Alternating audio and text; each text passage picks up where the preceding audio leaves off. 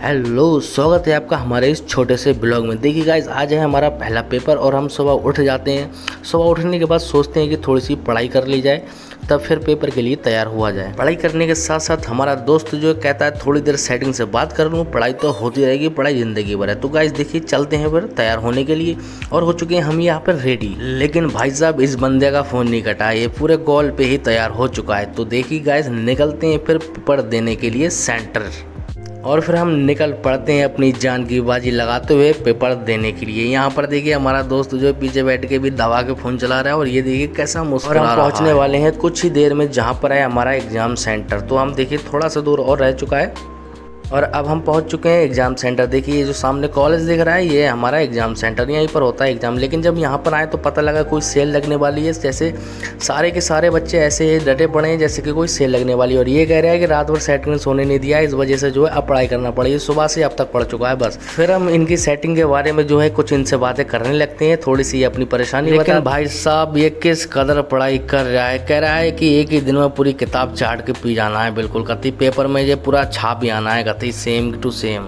तो कुछ देर बकचोदी करने के बाद चल पड़ते हैं पेपर देने के लिए और इसी के साथ हमारा पहला पेपर होता है कंप्लीट। तो पहला पेपर हुआ है तो ऐसा लग रहा है जैसे कि मान लो 6 पेपर पूरे कंप्लीट हो चुके हैं। लेकिन अभी कौन बताए कि अभी तो एक ही पेपर हुआ है।